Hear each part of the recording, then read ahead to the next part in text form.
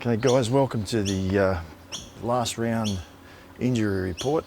Been a long season, obviously a season that we've never ever experienced before, but let's hope that there's a few more weeks in us in a finals campaign, but coming to the close of the home and away season. And brought to you again from the beautiful resort at Twin Waters. Warwick Carl, the general manager here, just deserves to be commended for such a first-class facility that he's presenting. And if anyone was wanting to stay on in their own time, you couldn't choose a better spot on the Sunshine Coast. So Warwick, I'm in room 322, so if you wanted to slip something under the door, it'll be most welcome. Just before we get on, my counterpart on the Inside Scoop, Stephen Riley, which is a reasonably successful show, but in comparison to this one, I suppose it pales into a little bit of insignificance. But I noticed Riles is reviewing a surfing book again. Well, I think this is about the 6th time he's reviewed a surfing book. In fact, I don't think they're too in depth in terms of the content. And actually, our player engagement manager, Chris Dixon, summed it up pretty aptly when he said he thought the title was "Spot Goes Surfing." So you could just sort of tell the level of intellect that's required for those books that Stephen is reviewing.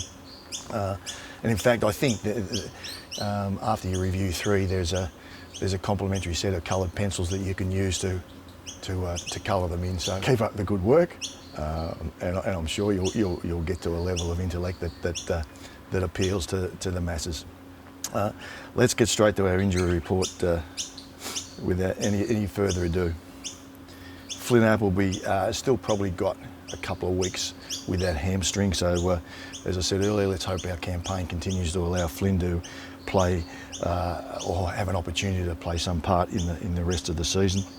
Howie, we know, is really run out of time with his serious injury.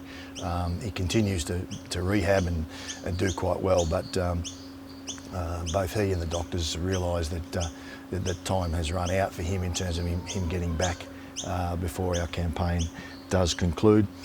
Will Kelly has made some really good progress. He's probably only a week away from being declared fully fit. He's joined in a few times, and that elbow has really responded. He's come up well. He's virtually doing most of the training now, and that's really encouraging for Will that he's back on deck so quickly from such a serious injury. Similar to Chris Mayne, that shocking facial injury that he received a few weeks back, he'll be putting his hand up for selection. He joined in training this week with no contact.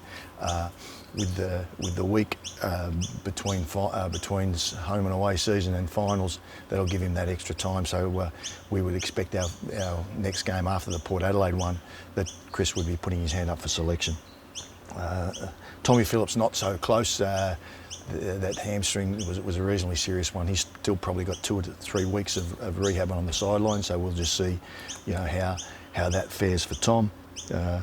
Trey Rusco, a bit of a stretched hip joint, a test this week. The players not selected in the AFL team didn't have a game this week, but he'll hopefully be able to join in full training next week. That pretty much covers us in terms of the availability, unavailability.